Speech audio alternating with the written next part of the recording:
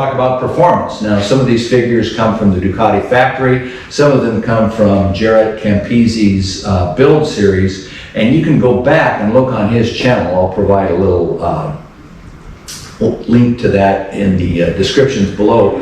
And you can go back to his channel and take a look at the things that they did and how they measured the weight and stuff like that. The actual weight, as measured by Jarrett with his portable weight measures, is 396 pounds. That's remarkable. It's less than 400 pounds. It's really lightweight. Pushing it around, rolling it around, you just don't feel like you're pushing a lot of weight. I once got off of this machine, hopped on a friend's Harley Davidson road glide, and it's absolutely astonishing. 2 of these don't weigh as much as that Harley road glide. It is so light, it defies description. The horsepower, so Jarrett had this measured on a dyno after they installed the exhaust and after they had the tune done. And they got one reading, they got up to 198 horsepower, but he quotes a figure of 196 horsepower at 154 miles an hour. 196. That's about 230, he figures, to 25 to 235 at the crank. They measured at the rear wheel. Don't doubt it. Don't doubt it at all. The weight and the horsepower allow this bike to be very flexible and obviously, ultimately, very quick. Am I or have I gone 154 miles an hour on this machine? Let me look directly into the camera and say, no. So I've not yet felt the full 196 horsepower, but it's there. Maybe one day I'll be doing that. Handling.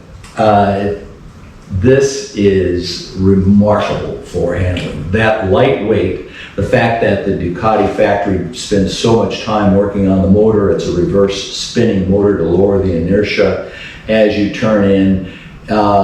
It just wants to go where you're looking. All you have to do is look where you want to go. This machine will go there. To the point that you've got to be a little more measured in your approach, because you'll cut across apexes and lanes. You need to be aware what's going on. But it is absolutely a phenomenal handling machine. I don't have a ton of experience on motorcycles, 20, 30 years worth, but this is the best handling motorcycle I have ever sat on and ridden. Leave it at that. Ground, let's see, ground tall. I'm talking about the gearing right now. Ground tall. Bear with me. Like I said, we got a lot of ground to cover here. Don't leave me. The gearing is very tall on this machine. It's really made for a track. Around the city, you're already illegal in first gear. You can exceed most speed limits in first gear. I'm typically 1 through 2nd gear on this machine. Occasionally I'll put it up in 3rd gear. The marvelous thing about the design of this machine is that there's enough torque that when you're going through some twisties and you really want to concentrate on the road, not worry so much about shifting, put it in 3rd gear and just get in and enjoy it. Let the torque pull you out of the corner and concentrate on enjoying the ride. But literally 1st and 2nd gear are all I use typically on city streets. Been out a couple of times on our local freeways, and the average speed, which I don't exceed of course, is about 80 miles an hour. Our freeways are marked for 55, incidentally, just a side note. But the average flow in the fast lane is about 80 miles an hour. 5th gear at 80 miles an hour is very comfortable on this machine. You put it into 6th gear, you're almost lugging it along. It's sort of interesting. This could have very easily been a 5-speed machine.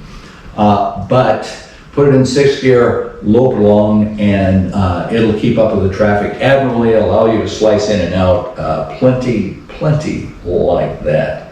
The suspension, we're in the performance area. This is electronically adjustable suspension. Not too sure if these wires will come through and show you, but the electronics allow you to set the ride firmness and some of the characteristics, and it's really works well. It's one of my favorite things on the bike.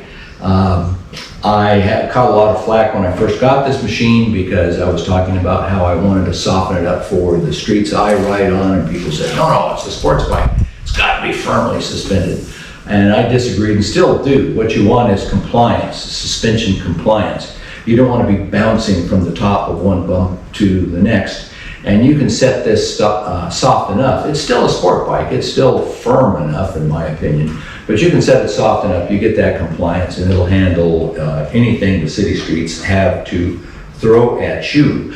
At the end of all this, on the performance side, what I'm going to say is that ultimately, this is better for the track than it is for the street. I'm going to wrap up at the end of this with some final thoughts on this machine. But as a street machine, it's hard to make sense of it. I'm proud to own it, love to ride it, but riding around on the streets is well below its capabilities, and it's not the milieu this was designed for. This would be great on a track, and I personally believe that was what Ducati obviously had in mind.